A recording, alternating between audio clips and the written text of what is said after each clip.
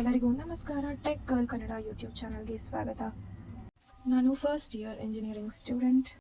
ನಮ್ಮ ಕಾಲೇಜಿನ ಮೊದಲ ವಾರದ ಅನುಭವವನ್ನು ಇಲ್ಲಿ ನಾನು ಹಂಚ್ಕೋತಿದ್ದೀನಿ. ಇಲ್ಲಿ ನೋಡ್ಬೋದು ನೀವು ನಮ್ಮ ಕಾಲೇಜಿನ ಕ್ಯಾಂಪಸ್ ಏರಿಯಾನ. ನಮ್ಮ ಜೀವನದ ಟರ್ನಿಂಗ್ ಪಾಯಿಂಟ್ ಅಂತ ಏನು ಹೇಳ್ತಾರೆ, PUC, ಅದನ್ನು ಮುಗಿಸಿ ಇನ್ನೊಂದು ಮೈಲಿಗಲ್ಲಿಗೆ ಕಾಲಿಡ್ತಾ ಇದ್ದೀವಿ. ಒಂದೊಳ್ಳೆ ಅನುಭವ. ನಮ್ಮ ಕ್ಯಾಂಪಸ್ ಬಂದು ಅರೌಂಡ್ 8 acres ಇರಬಹುದೇನೋ. ನಮ್ಮ ಕ್ಲಾಸ್ ರೂಮ್ 3rd ಫ್ಲೋರಲ್ಲಿ ಇತ್ತು. ಇಲ್ಲಿ ಟೋಟಲಿ 6, 7, 8 ಫ್ಲೋರ್ಸ್ ಇದೆ. ನಮಗೆ ಒಂಥರ ಮಿಡಲ್ ಫ್ಲೋರು, 3rd ಫ್ಲೋರ್ ಹತ್ರನೂ ಆಗುತ್ತೆ. ಬಟ್ ಇಲ್ಲಿಗೆ ಬಂದು ತಿಳ್ಕೊಂಡಿದ್ದು ಹೊಸ ವಿಷಯ ಏನಂದರೆ, ನಮಗೆ PUCಲಿ SLCಲೆಲ್ಲ 6 ಸಬ್ಜೆಕ್ಟ್ ಇತ್ತು. ಬಟ್ ಇಲ್ಲಿ 8 ಸಬ್ಜೆಕ್ಟ್ಸ್ ಇದೆ. ಮತ್ತು ಅದಕ್ಕೆ ಡಿಫ್ರೆಂಟ್ ಕ್ರೆಡಿಟ್ಸ್ ಅಂತ ಕೊಟ್ಟಿರ್ತಾರೆ.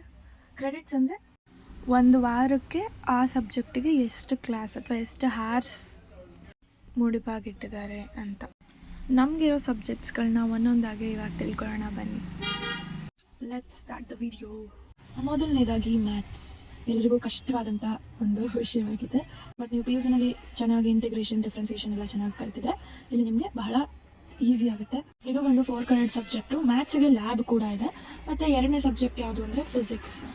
ನಿಮಗೆ ಫಿಸಿಕ್ಸ್ ಕೂಡ ಸೇಮ್ ಕಂಟಿನ್ಯೂಷನ್ ಆಫ್ ನೀವು ಏನು PUನಲ್ಲಿ ಓದಿದ್ರಿ ಅದರದ್ದೇ ಸ್ವಲ್ಪ ಇರುತ್ತೆ.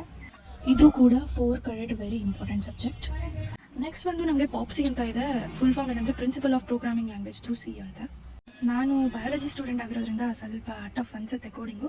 ಏನು ಮಾಡೋಕ್ಕಾಗಲ್ಲ, ತೊಗೊಬಿಟ್ಟಿದ್ದೀವಿ. ಕಷ್ಟಪಟ್ಟು ಇಷ್ಟಪಟ್ಟು ಕಲಿತ್ರೆ ಎಲ್ಲನೂ ಸುಲಭ ಆಗುತ್ತೆ. ಆಮೇಲೆ ಎಲೆಕ್ಟಿವ್ಸ್ ಅಂತ ಇರುತ್ತೆ. ಎಲೆಕ್ಟಿವ್ಸ್ ಅಂದರೆ ನಮ್ಮ ಒಂದು ಬ್ರಾಂಚಿನ ಸಬ್ಜೆಕ್ಟ್ ಬಿಟ್ಟು ಬೇರೆ ಯಾವುದಾದ್ರು ತೊಗೋಬೇಕು.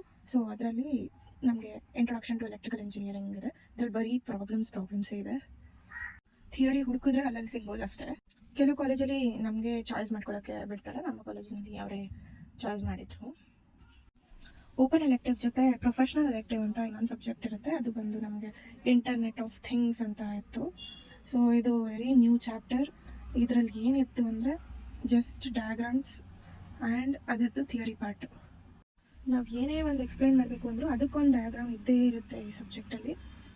ನೆಕ್ಸ್ಟ್ 1 ಕ್ರೆಡಿಟ್ ಸಬ್ಜೆಕ್ಟ್ ಅಂತ ಬರುತ್ತೆ. ಇದು ವೀಕ್ಲಿ 1 ಕ್ಲಾಸ್ ಮಾತ್ರ ಇರುತ್ತೆ. ಸೊ ಇದರಲ್ಲಿ ನಮಗೆ ಮೊದಲನೇದಾಗಿ ಇನೋವೇಷನ್ ಆ್ಯಂಡ್ ಡಿಸೈನ್ ಥಿಂಕಿಂಗ್ ಅಂತ ಇದೆ. ಇದು ಇಂಜಿನಿಯರಿಂಗ್ಸ್ಗೆ ಬೇಕಾಗಿರುವಂಥ ಇಂಪಾರ್ಟೆಂಟ್ ಸ್ಕಿಲ್.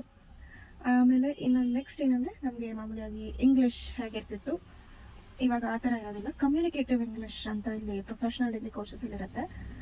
ಇದು ನಮ್ಮ ಜಾಬ್ಗೆ ಮತ್ತು ಎಲ್ಲಾದರೂ ಹೋದಾಗ ತುಂಬ ಬೇಕಾಗತ್ತೆ. ನೆಕ್ಸ್ಟ್ ಬಂದು ಕನ್ನಡ. ಇಲ್ಲಿ ನಾವು 2 ರೀತಿ ಕನ್ನಡನ ಕಾಣ್ಬೋದು, ಸಾಂಸ್ಕೃತಿಕ ಕನ್ನಡ ಹಾಗೆಯೇ ಬಳಕೆ ಕನ್ನಡ ಅಂತ. ಸಾಂಸ್ಕೃತಿಕ ಕನ್ನಡ ಬಂದು ಯಾರು ತಮ್ಮ 10th ಸ್ಟ್ಯಾಂಡರ್ಡಲ್ಲಿ ಕನ್ನಡ ಕಲಿತಿರ್ತಾರೆ, ಓದೋಕ್ಕೆ ಬರೆಯೋಕ್ಕೆ ಬರುತ್ತೆ, ಅವರಿಗೆ ಸಾಂಸ್ಕೃತಿಕ ಕನ್ನಡ ಇರುತ್ತೆ.